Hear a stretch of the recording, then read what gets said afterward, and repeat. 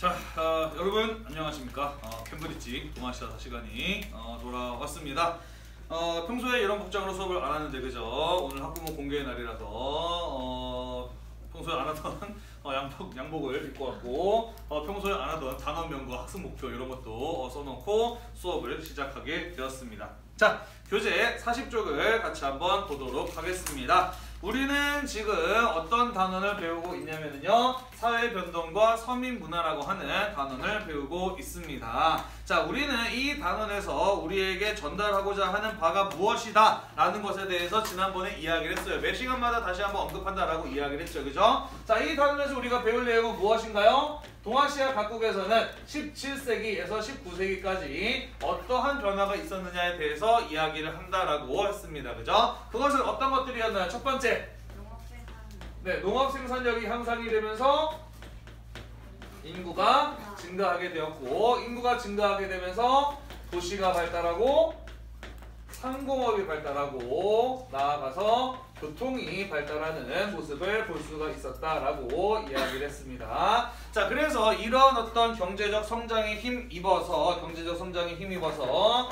이전에는 볼 수 없었던 새로운 사회 계층들이 등장하고 성장하는 모습이 나타났다라고 이야기를 했어요. 그죠? 예를 들자면 그쵸, 도시의 중산층이 나타나게 되었다라고 이야기를 했고요. 특권을 갖지 않은 보통의 사람들, 서민들이 경제 발전에 힘입어서 사회적으로나 경제적으로나 그들의 지위가 향상되는 모습이 나타나게 되었다라고 이야기를 했습니다. 자, 그래서 서민들이 경제적으로 여유를 갖게 되면서 지금 당장 먹고 사는 일 외에도 뭔가 사람들의 삶을 즐기기 위한 소비 생활 이런 것들을 하게 되었다라고 이야기를 했어요. 그러면서 서민들의 취향에 부합하는 무엇? 아이고 긁혔다. 서민 문화가 발달하게 되었다라고 이야기를 했습니다. 그죠? 자, 그래서 우리가 지난 시간까지는 어떤 이야기를 했어요? 명청대 조선 후기 에도시대 일본에서 농업 생산력이 발전하면서 인구가 증가하는 사례에 대해서 쭉 한번 이야기를 해봤어요. 그죠? 그러면서 교재에서 뭘 보는 게 중요하다 그랬나요? 그래프. 인구 변화 그래프 보는 게 중요하다라고 이야기를 했습니다. 그죠? 자, 그래서 우리가 이번 시간에는 그 다음으로 이어서 도시와 상공업 그리고 교통이 발달해가는 과정을 마찬가지로 중국, 조선, 일본 순으로 살펴보도록 하겠습니다. 같이 한번 볼게요. 교재 40쪽입니다. 지난 시간에 여러분 그 일본의 인구 증가 그래프 이야기를 하면서 하나 빼먹은 게 있어요. 거기 보면은 일본의 인구가 쭉 이렇게 증가하다가 정체되다가 다시 증가하잖아요. 그죠? 여기는 인구 폭발 구간이었고 요거는 인구 정체 구간이었다라고 이야기를 했잖아요. 그지? 그런데 그 뒤에 다시 일본의 인구가 빠른 속도로 증가하게 되는 까닭, 요거는 뭘까요? 요때 이제 메이지 유신, 일본의 근대적 개혁이 시작이 됩니다. 그러면서 일본이 근대화 단계에 접어들게 되면서 다시 인구가 가파르게 증가하게 되거든요. 요 부분 지난번에 선생님이 설명했어야 되는데 여러분들 반에서는 빼먹고 수업을 했었네요. 자, 그럼 우리 이번 시간에 배울 내용 명청대의 상업과 도시로 가보도록 하겠습니다. 같이 한번 보도록 합시다. 자, 선생님이 계속해서 이야기했듯이 농업 생산력의 향상이 인구를 증가시켰고 그것이 상업과 도시의 발달로 이어지게 되었다라고 이야기를 했습니다. 자, 도시라고 이야기를 하는데 도시가 뭔가요? 뭘 가지고 우리는 도시라고 이야기를 하지? 번화한 곳이죠. 번화해서 번화하다는 거 뭘 가지고 번화하다 그러지? 그렇죠. 근데 단순히 사람이 많이 사는 곳을 도시라고 하잖아요. 어떤 곳을 도시라고 하죠? 많은 사람들이 번화가를 중심으로, 그렇죠, 모여 사는 것. 도시라고 하는 것은 인구가 밀집된 곳, 밀집된 인구가 모여 사는 곳을 가지고 우리는 도시라고 이야기를 합니다. 자, 그렇기 때문에 많은 인구가 모여 살기 위해서는 일단은 인구가 많아야 되겠죠. 그죠? 그러니까 인구의 증가는 도시의 발달로 이어지게 된다라는 것입니다. 자, 그와 더불어서 우리가 이번 시간에 배울 내용 앞에서 내용을 배우기에 앞서서 짚고 넘어가야 될 얘기가 있습니다. 그건 바로 무엇이냐면요, 상업이 발달하면 무엇이 발달한다? 도시가 발달한다라는 것이에요. 자, 상업, 시장을 중심으로 사람들이 물건을 사고 파는 일을 상업이라고 이야기를 합니다. 그죠? 그래서 사람들은 물건을 사고 팔기 위해서 시장에 뭐 해요? 나가요. 또 팔아요. 또 네, 그리고요. 그거 하기 위해서 시장에 사람들이 뭐예요? 모이잖아, 그지? 그래서 시장을 중심으로 사람들이 모이면서 뭐가 형성이 되는 거예요? 도시가 발달하게 되는 거예요, 그죠? 자, 그런데 이 설명은 반대로도 가능해요. 도시가 발달하면 상업이 발달하게 됩니다. 왜냐하면 사람들이 많이 모여 살다 보니까 물건을 사고 팔 일이 많아져요. 그러면서 상업도 발달하게 되는 것이죠, 그죠? 자, 이와 같은 관계를 보이는 것이 하나가 더 있습니다. 뭐냐면요, 상업이 발달하면서 무엇이 발달하게 되느냐? 교통이 발달하게 됩니다. 자, 상업이라고 하는 게 뭐예요? 물건을 사고 파는 일인데 사람들은 어떤 물건을 사니? 주변에서 쉽게 구할 수 있는 거, 주변에 쉽게 구할 수 없는 거. 구할 수 없는 걸 삽니다. 그죠? 다시 말해서 상업이란 뭐냐면은 이쪽 동네에서는 흔해 빠져서 값이 싼데 저쪽 동네에서는 그게 흔하지 않아서 값이 비싼 거를 그죠? 싼 곳에서 비싼 곳으로 옮겨서 파는 게 상업이에요. 그죠? 그렇기 때문에 상업이 발달하게 되면은 상인의 이동과 상품의 운송이 활발해지게 되는 겁니다. 그러면서 교통이 발달하게 되는 것이죠. 마찬가지로 반대의 설명도 가능합니다. 그죠? 교통이 발달해서 상인의 이동과 상품의 운송이 원활해지게 되면서 상업이 발달할 수도 있는 것이죠. 그죠? 자, 그래서 상업의 발달과 도시의 발달과 교통의 발달은 어떻게 된다? 함께 이루어지는 과정이다라고 볼 수가 있다라는 것이에요. 자, 요거만 이해를 하면은 우리가 이번 시간에 배운 내용들을 다 이해할 수 있을 겁니다. 같이 한번 보도록 합시다. 자, 중국에서는 어디를 중심으로 교통이 발달하게 되냐면은요, 중국에서는 대운하를 중심으로 교통이 발달하게 됩니다. 중국에서는 대운하를 중심으로 교통이 발달하게 된다. 다른 반에서 수업하다 보니까 한참 대운하에 대해서 설명하고 있는데 어떤 학생이 선생님이 근데 운하가 뭐예요? 라고 이렇게 물어보더라고요. 정말 큰 충격을 받았습니다. 정말 운하도 모르는 애들한테 내가 지금까지 동아시아사 수업을 하고 있었구나. 운하도 모르는 애들한테 내가 이렇게 어려운 말들을 잔뜩 쏟아냈으니 애들이 얼마나 내 수업이 이해하기 어렵고 재미가 없었을까? 그러니까 애들이 이렇게 몇 시간마다 다 쳐자지 라고 이렇게 생각을 했어요. 자, 여기에도 운하가 뭔지 모르는 사람이 분명히 있을 수 있습니다. 그죠? 하지만 부끄러워서 입 밖으로 감히 얘기는 못하겠죠. 자, 그래서 운하가 뭔지 간단하게 좀 설명을 해보도록 하겠습니다. 운하란 무엇이냐? 자, 세계지도 잠깐 대충 그려볼게요. 자, 혹시 세계적으로 유명한 운하 2개 정도 있는데 혹시 뭐 있을까? 세계적으로 유명한 운하. 수에즈 운하, 그리고 파나마 운하 2개가 있습니다. 자, 수에즈 운하 어디 있는 건가요? 이집트에 있어. 여기 있는 운하가 수에즈 운하죠. 자, 수에즈 운하를 왜 만들었느냐? 그 수에즈 운하가 있기 이전에는 지중해에서 인도양으로 가려면 어떻게 해야 됐어요?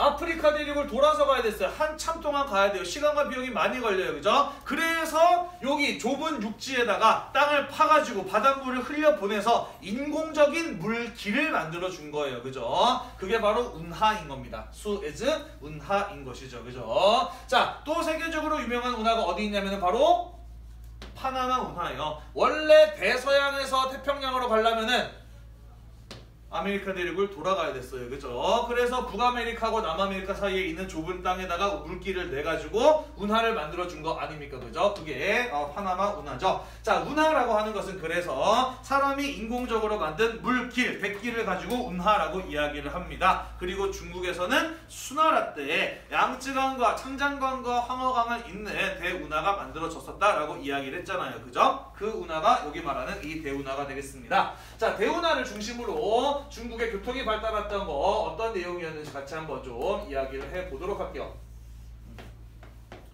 우리나라에도 한때 운하를 만들려는 분이 계셨죠. 그죠? 서울에서 부산까지 운하를 만들려는 분이 계셨습니다. 누군지는 말을 못하지만요. 하지만 우리나라는 운하를 만들 필요가 있었을까? 파나마 운하나 수에즈 운하는 정말 멀리 돌아가야 되는 길을 단축시켜 주는데 굳이 여기서 이렇게 가면 되는 거를 운하를 굳이 만들 필요가 있었을까라는 그런 생각이 좀 들기는 했어요. 그죠? 하지만 그분이 꿈을 포기하지 않으시고 결국에는 또 4대강 사업 이런 것도 하시지 않았습니까? 그죠? 필요한 일이었는지 아니었는지에 대해서는 멘트를 하지 않겠습니다. 왜냐면 유튜브에 올릴 거기 때문에 선생님이 정치적인 어떤 공세를 받을 수도 있어요. 하긴 누가 보기야 하겠어. 뭐 조회수 10, 20밖에 안 나오는데, 그지? 자, 뭐 아무튼 중국의 대운하를 통해서 교통이 발달해가는 과정을 이야기해 보겠습니다. 자, 우리가 동아시아사를 이해하기 위해서 꼭 알아야 되는 강 2개 있다 그랬어요. 무슨 강과 무슨 강이었죠? 그렇죠. 요거랑 요거였어요. 그죠? 자, 뭐가 창장강이고 뭐가 황허강이에요? 네, 위에 게 황허강이고 밑에 게 창장강, 양쯔강이죠. 그리고 그 사이에 화이허강, 회수 요런 것들이 흐른다라고 이야기를 했어요. 그죠? 그래서 중국의 강들은 대부분 어디서 어디로 흐른다? 서에서 동으로 흐른다라고 이야기를 했습니다. 그죠? 자, 중국의 수도 명나라, 청나라 그리고 지금까지 어디입니까? 그렇죠. 북경, 베이징이 중국의 수도예요. 그죠? 자, 그래서 베이징의 경우에는 명청대의 정치 중심지였을 뿐만 아니라 많은 군대가 주둔하고 있는 군사 중심지이기도 했습니다. 그래서 많은 사람들이 모여 사는 대표적인 도시였어요. 인구가 얼마 정도였느냐? 100만 명 그 이상이었다라고 이야기를 합니다. 지금도 인구 100만이면 큰 도시인데 17, 19세기에 인구 100만이면 거의 세계 최대 규모의 도시라고 볼 수가 있어요. 그래서 이 베이징은 엄청나게 많은 사람들이 모여 사는 곳이었기 때문에 소비도 활발하게 이루어지는 최대의 시장이 있는 최대 소비 지역이 바로 이 베이징이었다라고 볼 수가 있습니다. 자, 그런데 중국의 경제 중심지는 어디였느냐? 거기는 바로 창장강 하류의 강남 지역이었다라는 것이죠. 강남이 중국의 경제 중심지였어요. 자, 왜 중국의 경제 중심지가 강남이었느냐? 자, 우리 1학기 때 이런 내용 배웠습니다. 5호가 화북으로 내려오게 되면서 화북의 한족들이 강남으로 이주하였다. 강남은 원래 따뜻하고 물이 많아서 농사짓기 좋은 조건을 갖추고 있었는데 물이 너무 많은 게 문제였다. 그래서 한족들이 강남에 내려가서 물 빼기 작업을 하면서 강남의 개발이 본격화되었고 여기를 중심으로 경제가 발전하게 되었다라는 이런 얘기 했었어요. 기억이 나나요? 자, 그러한 경제 발전이 꾸준히 이어지게 되면서 강남은 중국의 경제 중심지로 자리 잡게 되었다라는 것이에요. 자, 그런데 명청대 오게 되면서 여기는 무엇이 발달하게 되느냐? 농업이 아니라 상공업이 발달하게 됩니다. 특히 비단이나 면직물 같은 그런 어떤 직물업 이런 것들이 상당히 발전하게 되는 지역이 바로 이 강남 지역이었다라는 거예요. 왜냐면은 쌀을 생산해내는 것보다 이런 직물업을 하는 것이 좀 더 큰 돈이 되었기 때문이에요. 그래서 이런 것들을 중심으로 직물업이 발전해 나가게 된다는 겁니다. 자, 그래서 어떤 일이 벌어지게 되느냐? 원래는 강남 지역이 쌀 생산의 중심지였는데 여기에서 직물업이 발달해 나가기 시작하면서 사람들은 쌀보다 직물이 돈이 되다 보니까 쌀 농사 짓던 곳을 이제 면화 재배라든지 비단 생산이라든지 이런 식으로 땅을 바꾸게 돼요. 자, 하지만 사람들이 먹고 살기 위해서는 여전히 뭐가 필요해요? 쌀이 필요해요. 그래서 쌀 생산은 어떻게 해야 되느냐? 이 창장강을 따라서 점차 중류, 상류 지역으로 올라가게 됩니다. 명나라 때는요. 그래서 쌀 생산의 중심지가 어디냐? 거기 지도에 나와 있어요. 오른쪽에 보시면 후낭리 주산지라고 표시되어 있어요. 보이나요? 네, 명나라 때는 창장강 중류 지역이 쌀 생산의 중심지로 개발이 되는 것이고 청나라 때 가게 되면 계속해서 창장강을 타고 쌀 생산의 지역이 확대가 되면서 창장강, 상류 지역 거기 보면은 스촨미 주산지라고 되어 있는데 그런 것들이 쌀 생산의 중심지로 자리 잡게 됩니다. 자, 다시 말해서 창장강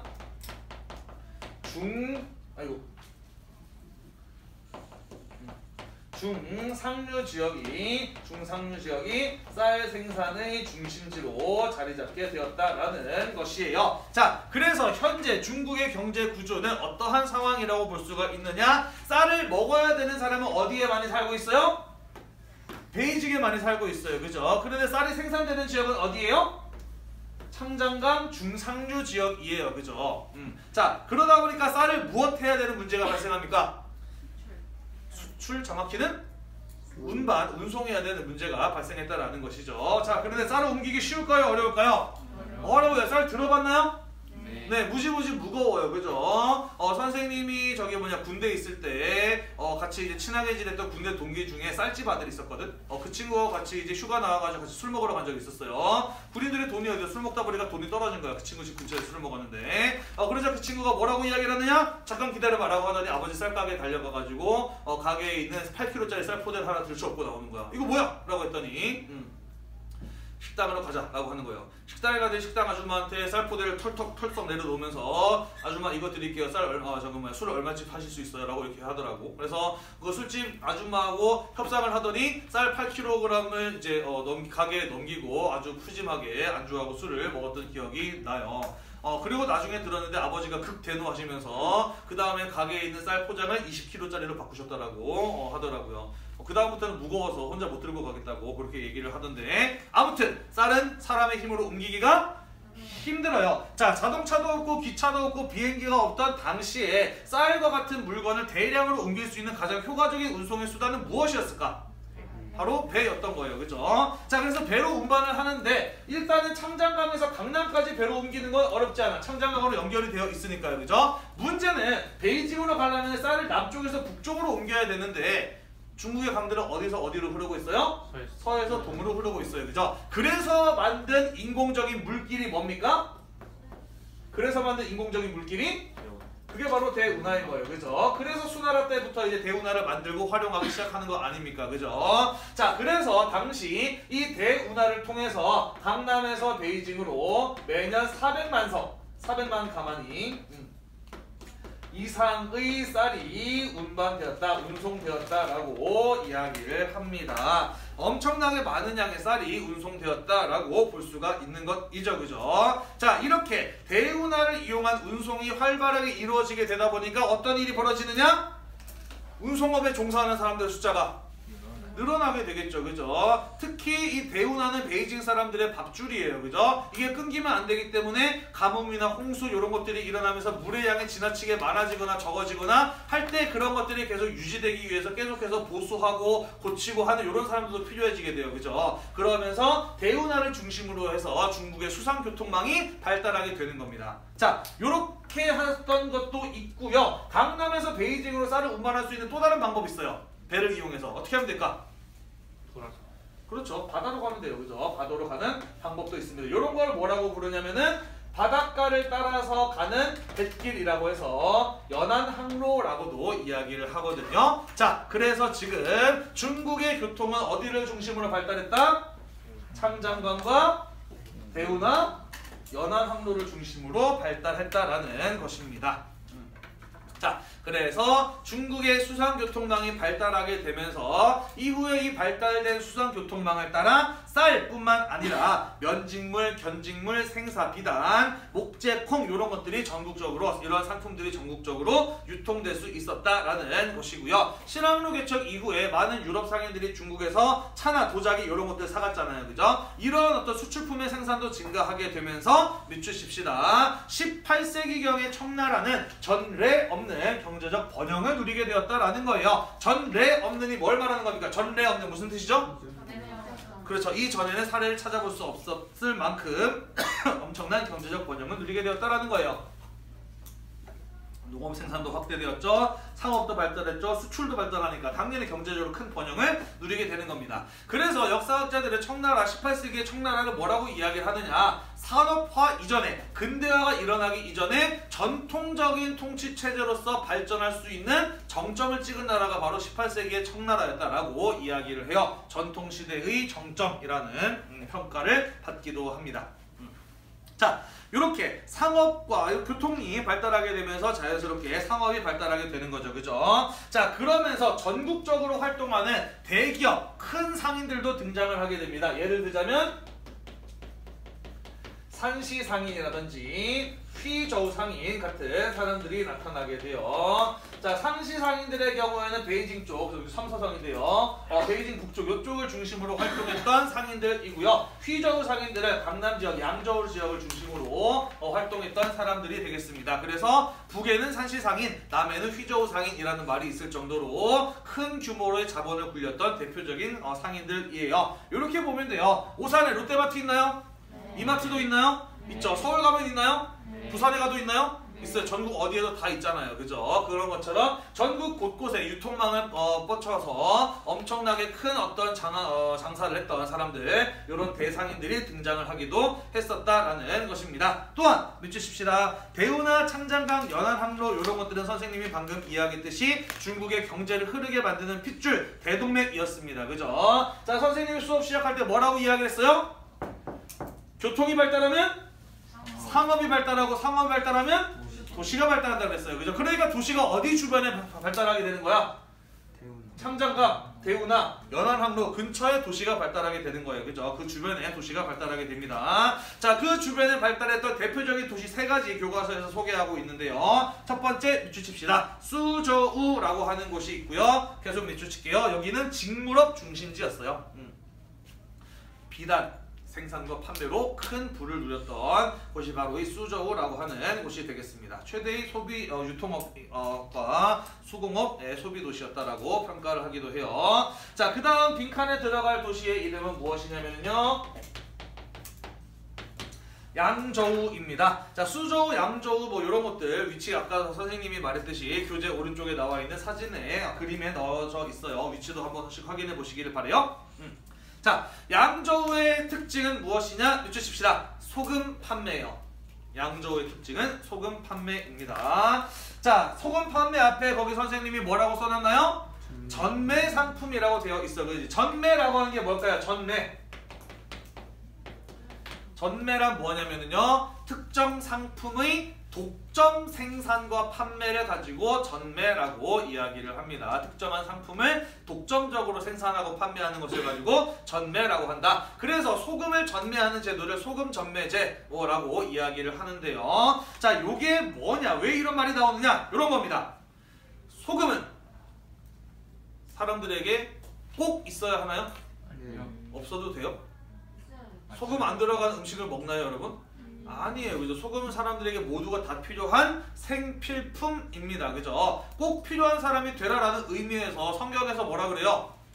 빛과 소금이라고 이야기를 하잖아요. 그죠? 꼭 필요한 사람이 되라는 의미에서. 그죠? 자, 소금은 그래서 사람들에게 꼭 필요한 생필품입니다. 그래서 중국의 역대 왕조는 소금의 생산과 판매를 국가가 독점했어요.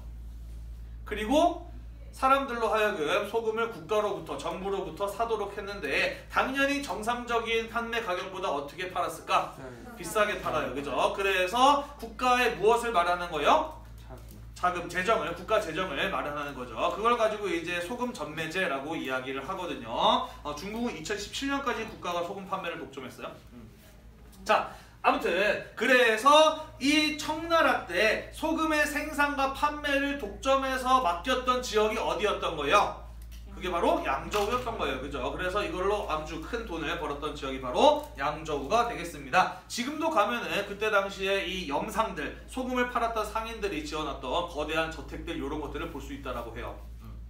자, 그 다음 하나 더 밑줄칠게요. 한커우라고 하는 곳이 있습니다. 한커우, 지도에 보면 위치가 나와 있는데 창장강 중류 지역에 있던 곳이에요. 한커우. 창장강을 통해서 중상류랑 하류 사이에서, 강남 사이에서 상품의 유통이 활발하게 이루어졌다라고 이야기를 했잖아요. 요거는 창장강의 상품의 유통을 중개하면서 발전했던 지역이 바로 한커우 지역이 되겠습니다. 대한민국 임시정부도 상해에 있다가 이제 일본의 탄압에 쫓겨가지고 잠시 한커우에 위치한 적도 있었죠.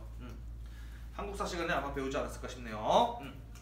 자, 이런 것들이 발달했다라는 것입니다. 자, 또한 상품 유통과 도시가 발달해 가게 되면서 강남에서 무엇이 급증하게 되느냐? 시진이라고 하는 것이 급증하게 됩니다. 요거 좀 중요해요. 요번 시간에 우리가 꼭 알아두고 넘어가야 되는 개념, 시진이 되겠습니다. 시진이 급증하게 된다. 자, 시진은 무엇이냐? 밑줄칩시다. 중소규모로 업종별로 전문화된 상공업 도시를 가지고 시진이라고 이야기를 해요.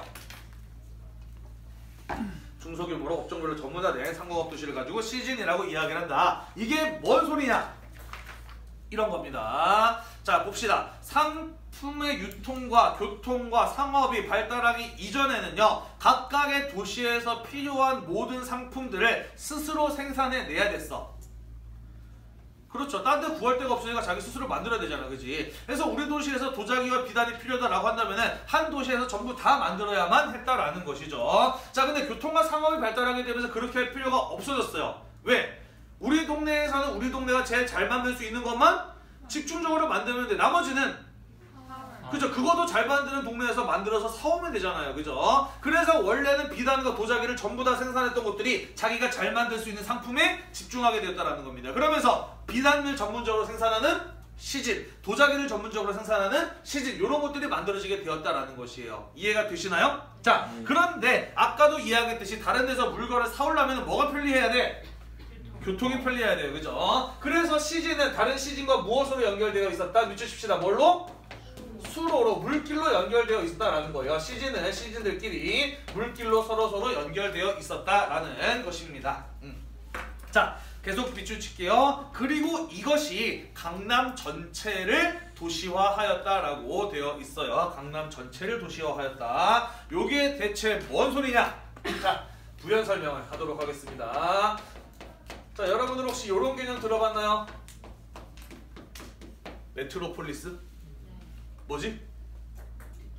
아, 네, 듣기만 했어요. 아, 그런 학생들 많더라고. 메트로폴리스란 뭐냐면요, 뭐 메가폴리스라고도 하는데, 메트로 지하철이고요, 폴리스 도시예요. 지하철로 연결된 도시들을 메트로폴리스라고 이야기를 합니다. 또는 한글로 번역할 때는 거대 도시라고도 이야기를 해요. 자, 요거 뭐냐면요, 이런 겁니다. 자, 원래 서울 주변에 있는 인천이나 수원이나 여러분들 살고 있는 오산이나 내가 살고 있는 성남이나 하남이나 뭐 의정부나 일산, 고양이나 원래는 전부 다 서울과 관계없는 그 주변에 있는 각각의 별개의 도시들이었어요. 그죠? 그래서 서울 사람은 서울에 살면서 서울의 직장에 다니고 수원 사람은 수원에 살면서 수원에서 일하는 이런 상황이었단 말이야. 자, 그런데 서울로 사람들이 몰려들게 되면서 서울이 점차 커지게 되죠. 그죠? 집값도 비싸지게 되죠. 그죠? 그러면서 서울에서 일하는 사람들이 서울에서 집을 구하는 게 어려워서 서울 주변에 있는 도시들로 이사를 가게 되잖아요. 그죠?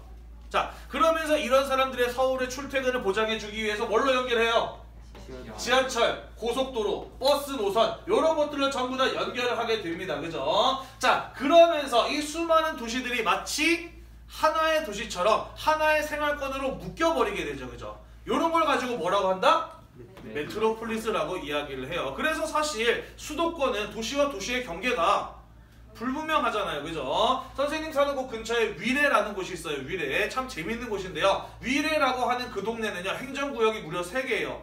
도로 하나 건너면은 서울에서 성남으로 행정구역이 바뀝니다. 횡단보도 하나 건너면은 성남에서 하남으로 행정구역이 바뀌기도 해요. 이런 것들이 바로 이제 메트로폴리스라고 하는 거대 도시라는 것이죠. 자, 마찬가지였다라는 거예요. 강남에 있는 시즌들은 무엇으로 연결되었다?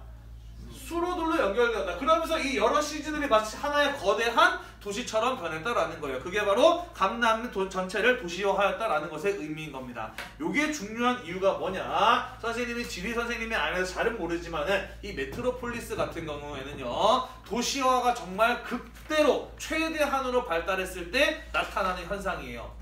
중국에 이런 현상이 일어났다라고 하는 것은 당시 중국의 도시화가 얼마나 빠른 속도로 이루어졌으며 도시화가 얼마나 진전됐는지를 보여주는 대표적인 사례라고 볼 수가 있다는 겁니다. 이해가 되나요? 네.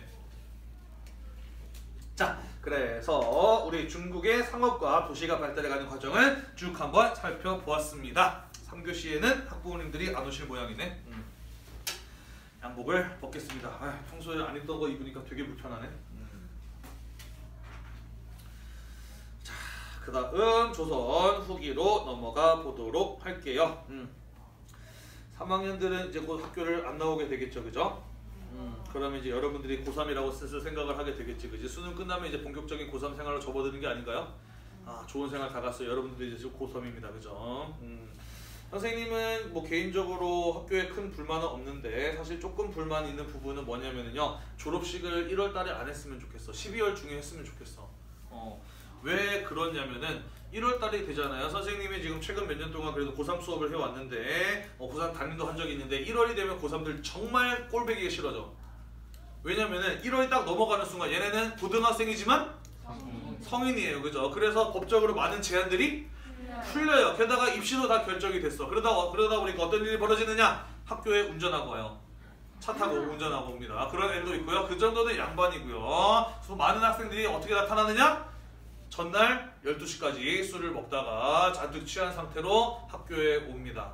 그러면서 해롱해롱 하면서 와요. 그러면서 교실에서 컵라면을 먹으면서 아, 해장된다 막 이러고 있고요.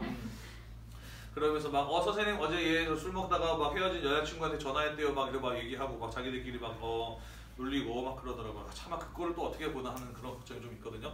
이게 좀 열받는 게 뭐냐면은 학교에 차 가지고 오고 술 마시고 오면 당연히 교칙에 의해서 처벌해야 되잖아. 그지? 일주일 있다가 졸업하는데 어떻게 처벌할 거야?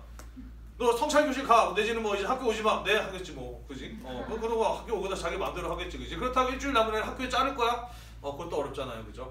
아무튼 그런 의미에서 1월달에 졸업식을 하는 건 좀 아니라는 생각이 좀 들기는 해요. 네. 넘어갑시다. 갑자기 그런 생각이 들었네. 자, 조선 후기로 가보도록 합시다. 조선 후기에서 상업과 도시가 발달해가는 과정을 같이 한번 이야기해 보도록 할게요. 자, 조선에서 가장 큰 구매력을 가진 소비자는 누구였느냐? 미추십시다. 그것은 바로 당연하게도 양반 계층의 사람들이었어요. 조선의 지배층이었으니까 이들이 가장 큰 소비력을 가지는 것은 당연한 일이라고 볼 수가 있지요. 자, 그런데 이 조선에서는 양반들이 주로 어디에 살았느냐? 조선에서는 양반들이 주로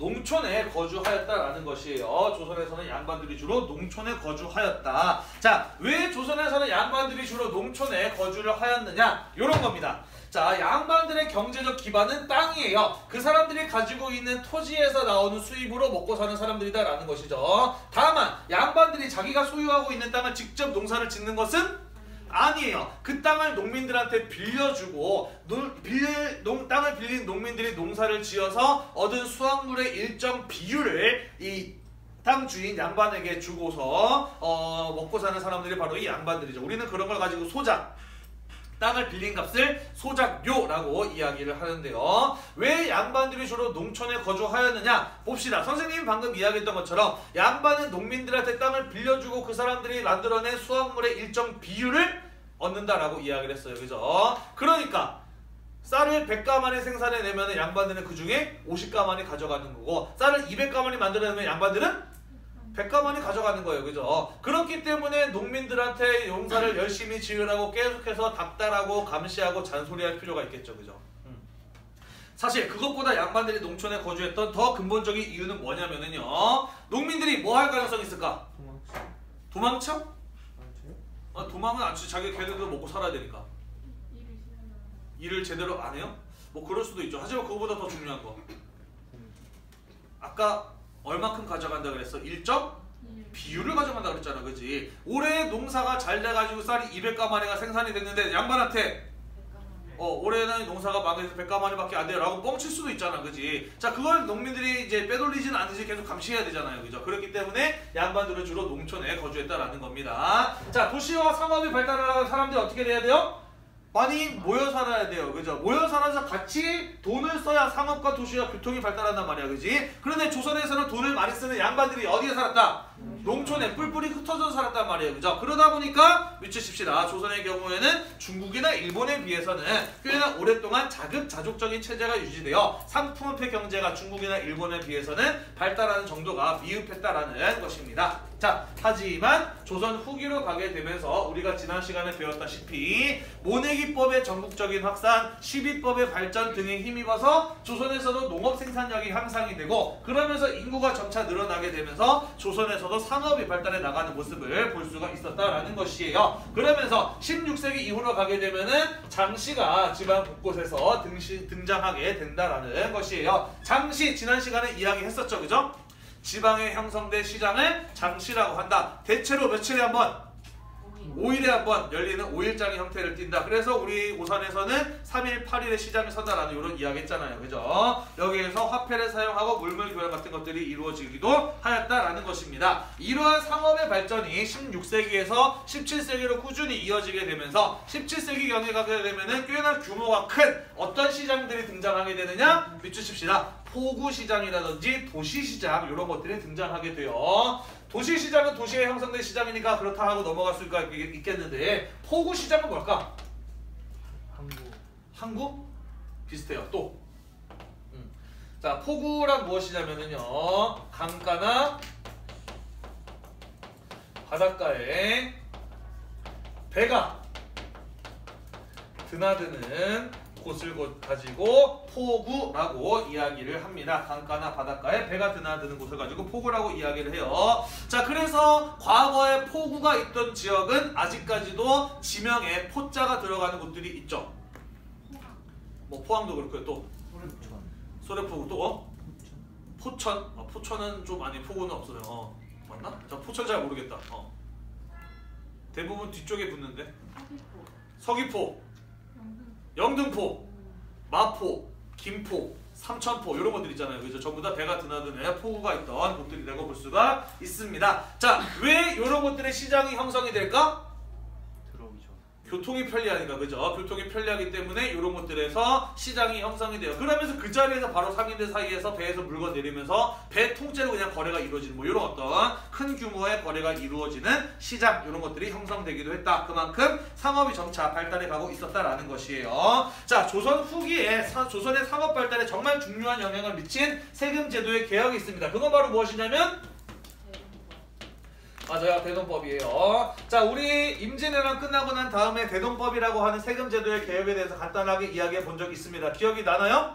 어떤 제도였었냐면은 원래 조선에는 공납이라고 해서 농민들에게 특산물을 걷는 세금이 있었어요. 그죠? 그런데 농민들이 농사 짓다 말고 특산물 구하러 돌아다니는 게 상당히 부담이 크다 보니까 또 중간 관리가 이것을 이용해서 농민들한테 부담을 점차 크게 씌우다 보니까 이러한 문제를 해결하기 위해서 대동법을 시행을 해서 농민들한테 원래 특산물을 갖고 있었는데 그 대신에 쌀이라든지 면이라든지 돈과 같이 농민들이 굳이 구하러 다닐 필요가 없는 일상적으로 많이 가지고 있고 사용하는 이런 것들을 대신 세금으로 거둔 제도가 바로 대동법이라고 하는 것이었어요. 그죠? 자, 왜 대동법이 시행되면서 상품화폐 경제가 발달하게 되느냐? 대동법이 시행하면서 새로운 상인이 등장했어요. 그거가 바로 누구냐면은 위치칩시다. 공인이라고 하는 상인이었어요. 그죠? 자, 이 공인이라고 하는 사람은 어떤 상인이었었나요? 지난번에 이야기했었는데요. 국가에 고용된 상인, 다른 말로는 어용 상인이라고도 한다라고 이야기를 했습니다. 그죠? 자, 이 사람 뭐 하는 사람이에요? 왜 국가에서는 이런 상인을 고용했나요? 특산물을 사기. 그렇죠. 원래 농민들이 특산물을 냈는데 그 특산물 대신에 쌀면 돈을 걷게 됐으니까 나라에 필요한 특산물은 이제 시장에 가서 사야 될 거 아니야. 그지? 그래서 나라에서는 특산물 대신 거둔 쌀면 돈을 공인한테 주고 공인은 그걸 가지고 어디로 가는 거예요? 시장에 가서 나라에 필요한 특산물을 구입을 하고 그거를 나라에다가 납품을 한 거죠. 내는 거죠. 그죠? 이런 사람들이 바로 공인이라고 하는 상인들이었다라고 이야기를 했습니다. 자, 그러니까 공인이 등장하면 왜 조선의 상품화폐 경제가 발달하게 되는 거예요? 화폐 유통이 많아. 그렇죠. 돈이 도니까요. 그죠? 자, 이 공인이라고 하는 사람이 시장에 한번 떴을 때 사들이는 물건의 양이 어땠을까? 어마어마하게 많아요. 그죠? 이렇게 많은 물건을 사는 사람이 나타났으니까 물건을 뭐 하는 사람들로 나타나겠어? 파는 사람, 팔려는 사람들, 물건을 만들려는 사람들도 나타나게 되겠죠. 그죠? 그러면서 대동법의 시행은 조선 후기에 상공업이 발달하게 되는데 굉장히 중요한 영향을 미치게 되었던 것이죠. 자, 이러한 발전들이 결합이 되면서 밑주십시다. 18세기경에 가게 되면은 장시가 전국에 1000여 곳 이상으로 전국 거의 대부분에 장시가 없는 곳이 없을 정도로 상업이 발달하게 되었다라는 거예요. 그러면서 그곳을 중심으로 상품의 거래, 정보 교환 같은 것들이 이루어지게 되면서 지방의 장시가 조선의 상업 발전을 주도하게 되었다라는 것입니다. 또한 우리 앞에서 중국의 사례에 대해서 이야기했었죠. 그죠? 교통과 상업이 발달하게 되면서 전국적인 활동을 하는 이런 어떤 대기업들이 등장했다라고 이야기를 했잖아요. 조선에서도 마찬가지였다는 겁니다. 거대한 규모의 자본을 굴리는 상인, 줄여서 뭐라 그럴까요? 거상들이 등장하게 되는데 몇 주 칠게요. 병강상인, 송상, 내상, 만상 같은 그런 사람들이 대표적인 사례였다라는 것입니다. 이들이 뭐 하는 사람들이었느냐? 오른쪽에 지도를 넣어놨어야 하는데 편집상 지도가 들어갈 자리가 없어서 다음 페이지에 넣었어요. 넘어갑시다. 41쪽으로 갈게요.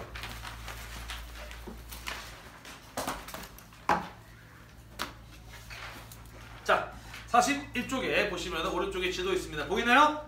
자, 제일 위에 의주에 연결된 만상 있네요. 그죠? 만상. 자, 이 사람들은 뭐에서 돈 벌었던 사람들일까요?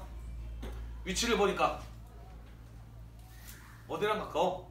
중국이랑 가까워요. 중국이랑 무역해서 돈 벌었던 사람들이 바로 만상이 되겠습니다. 자, 조금 내려오면은 서울 위에 개성 있어요. 개성이랑 연결된 상인들 뭐라고 되어 있어요? 송상이라고 되어 있네요. 자, 이 개성의 옛 이름이 송악이거든요. 그래서 송악 상인들이라는 의미에서 이들을 송상이라고 불렀는데요. 이 사람들은 뭘로 돈 번 사람들이냐면은 인삼의 재배와 판매로 큰 돈을 벌었던 사람들이에요. 그리고 금융업 이런 것도 했고요. 송방이라고 해서 전국 각지의 체인점도 가지고 있었던 사람들이 바로 송상입니다. 대표적인 국내 상이죠, 이들은. 자, 그 다음 한성에 보면은 경강상이 있습니다. 그죠? 서울 경자의 강자예요. 서울에 있는 강 뭡니까? 한강을 중심으로 활동했던 사람들이에요. 이 사람들은 주로 운송업, 한강을 이용한 운송업 이런 것들로 큰 돈을 벌었던 상인들이고요. 쭉 아래쪽에 내려가면은 부산, 오늘날은 부산, 옛날 이름은 동래 있어요. 거기 동래를 중심으로 활동을 했다가서 내상 있습니다. 자, 이 사람들은 뭐 하는 사람들이었을까? 그렇죠. 일본과의 무역을 통해서 큰 부를 축적했던 사람들이 바로 내상이라고 하는 사람들이었다라는 거예요. 이런 사람들이 조선 후기에 등장한 거상들이었다.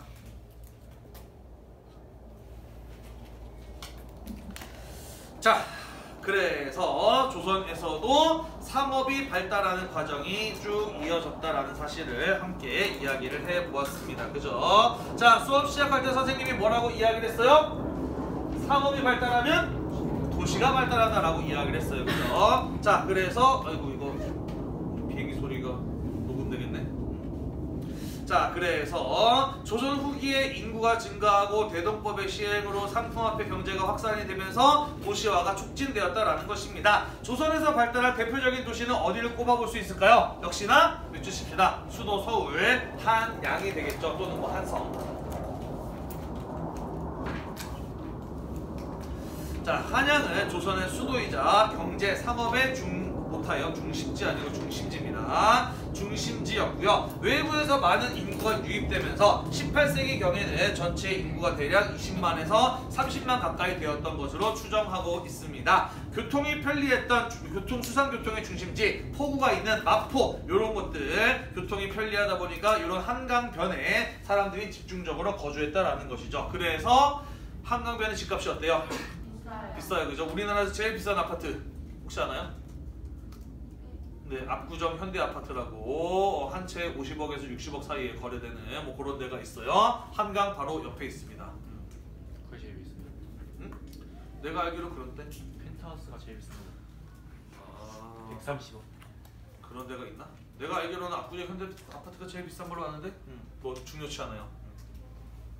자, 마저 이어서 살펴보도록 합시다. 하나만 더 밑줄 칠게요. 한성, 개성, 평양 등을 제외하면 도시와의 경향이 미미했다라고 되어 있습니다. 뭔 소리냐면요, 우리가 앞서서 중국의 도시화 봤어요. 그죠? 엄청난 수준의 도시화가 이루어졌다는 이야기했습니다. 다음 시간에 일본의 도시화 볼 텐데요. 일본에서도 도시가 상당히 빠른 속도로 수준 높은 도시화를 이루는 그런 모습을 볼 수 있는데 조선은 그것보다 조금 더 약했어요. 왜 약했냐면은 일단은 첫 번째 상업이 발달하긴 했지만 여전히 조선의 경제의 중심은 농업이었기 때문이고요. 또한 아까도 이야기했듯이 상업이 발달하고 도시가 발달하려면은 사람들이 돈을 많이 써야 돼. 돈을 많이 써야 되는 양반들이 도시에 거주해야 되는데 여전히 조선시대 때 양반들은 어디에 거주했다?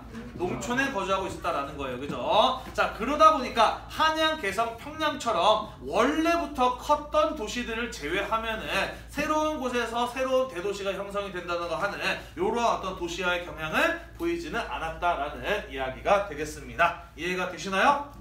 네. 오늘도 여러분들 공부하느라고 대단히 고생이 많으셨고요. 다음 시간에는 에도시대의 일본에서 도시와 상업이 발달해가는 과정을 살펴보도록 하겠습니다. 오늘 수업 영상이 여러분들의 공부에 도움이 되셨다면 구독과 좋아요 잊지 말고 많이들 눌러주세요. 수고했습니다. 아이고.